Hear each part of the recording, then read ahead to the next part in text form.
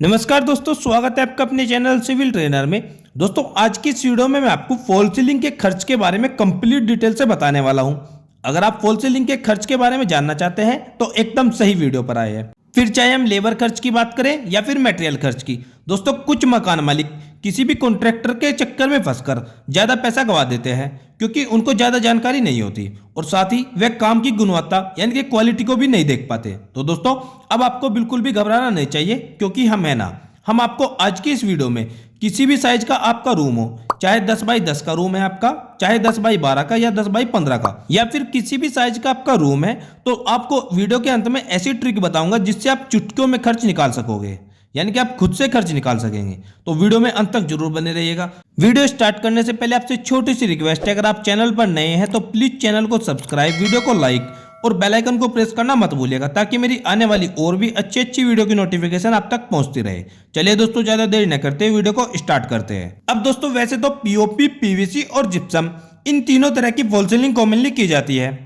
तो हमें सबसे पहले यह जानना जरूरी होता है कि इन तीनों में से कौन सी फॉल सीलिंग करानी है। अब दोस्तों यहाँ पर हमने फॉल सीलिंग जो कंसीडर की है वह जिप्सम फॉल सीलिंग। इसका कॉस्ट थोड़ा कम आता है और इसका दूसरा एडवांटेज यह भी है कि इसमें लगने वाला टाइम बहुत कम होता है क्योंकि इसके एक रेडीमेड सीट बने हुए आते हैं जो कि डायरेक्टली फ्रेम के ऊपर फिट करने होते हैं। देखा जाए तो सबसे ज़्यादा इसी फॉल सीलिंग का इस्तेमाल भी किया जाता है, इसलिए हम जिप्सम फॉल सीलिंग के रेट्स ले लेते हैं। एक बात आपको ध्यान रखना है कि यह जो हम रेट्स निकाल रहे हैं यह सभी ब्रांडेड मटेरियल्स के रेट रहेंगे। ऐसे नहीं कि इसमें आप कोई लोकल मटेरियल यूज करने लगे या फिर आप कोई सेकंड क्लास या थर्ड क्लास का मटेरियल ले। इसमें हम सभी ब्रांडेड मटेरियल का ही यूज करेंगे। अब दूसरा पॉइंट आता है आपका जिप्सम फॉल सीलिंग कराने का खर्च। दोस्तों फॉल सीलिंग कराने का खर्च दो चीजों पर डिपेंड करता है, एक होता है आपका मटेरियल कॉस्ट और दूसरा होता है लेबर कॉस्ट।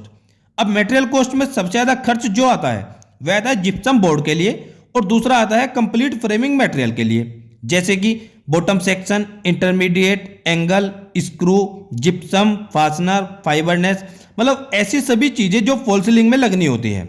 इन्हीं सभी को हम मटेरियल कॉस्ट में ऐड करते हैं। तो फिर हमारा बन जाता है मटेरियल कॉस्ट, जिसमें हमने ट्रांसपोर्टेशन कॉस्ट भी ऐड किया है, यानी कि हमने इसमें ट्रांसपोर्ट में लगने वाला खर्च भी इसमें पहले से ही ऐड कर लिया है।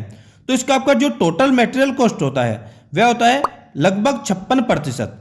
अब अगर बात करें पर स्क्वायर फीट में आपका कितना खर्च आएगा, तो इसमें आपका पर स्क्वायर फीट में जो खर्च आएगा वह होगा 50 रुपये पर स्क्वायर फीट के हिसाब से।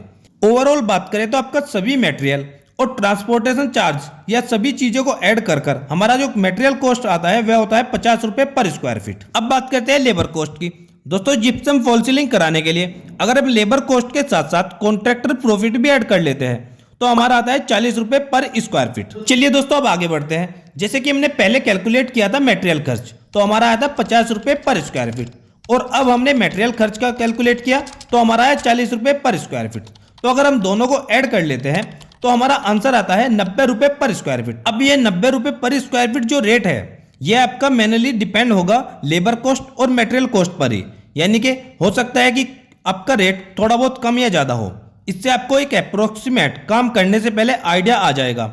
अब मटेरियल और लेबर रेट को अलग अलग निकालने का यही कारण है ताकि आपको पहले से ही आइडिया हो जाए कि आपका मटेरियल में लगभग कितना खर्च आएगा और आपका लेबर कॉस्ट कितना होगा। क्योंकि कुछ मकान मालिक ऐसे होते हैं जो कि विद मटेरियल काम दे देते हैं और कुछ मकान मालिक ऐसे होते हैं जो पहले मटेरियल ला कर देते हैं, उसके बाद लेबर को हायर कर उससे काम कराते हैं।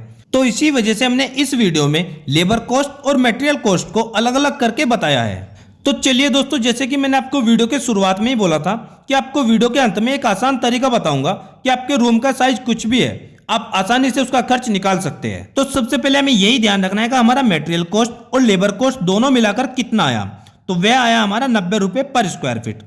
अब साथियों अगर आपका 10 बाई 10 का रूम है यानी कि 100 स्क्वायर फीट हुआ, उससे आप 90 को मल्टीप्लाई कीजिए तो आपका आएगा 9000 रुपये, यानी कि 10 बाई 10 के रूम में आपका 9000 रुपये तक खर्च आ सकता है। वैसे ही अगर आपका 10 बाई 12 का रूम है यानी कि 120 स्क्वायर फीट, उसको अगर आप 90 से मल्टीप्लाई करते हैं तो आपका आएगा 10,800 रुपये। कुछ इसी तरह अगर आपका 10 बाई 15 का रूम है यानी कि 150 स्क्वायर फीट, तो आपका आएगा 13,500 रुपये। मतलब साथियों आप इस आसान तरीके से आप किसी भी साइज के रूम या हॉल या फिर कहिए घर के किसी भी हिस्से में अगर आपको फॉल सीलिंग करानी है या कराने जा रहे हैं तो आप उस एरिया की लंबाई गुना चौड़ाई कीजिए और 90 से मल्टीप्लाई कर दीजिए। इसमें आपकी टोटल कॉस्ट निकल कर आ जाएगी। दोस्तों आज की वीडियो में बस इतना ही। दोस्तों वीडियो आपको कैसी लगी कमेंट सेक्शन में जरूर बताइएगा। अच्छी लगी तो वीडियो को लाइक भी जरूर कर दीजिएगा। आप चैनल पर नए हैं तो प्लीज चैनल को सब्सक्राइब करना न भूलें। मिलते हैं दोस्तों एक और नई वीडियो में एक और नई वीडियो लेक्चर के साथ। तब तक दोस्तों आप सबको मेरा नमस्कार और वीडियो में अंत तक बने रहने के लिए आपका बहुत बहुत धन्यवाद।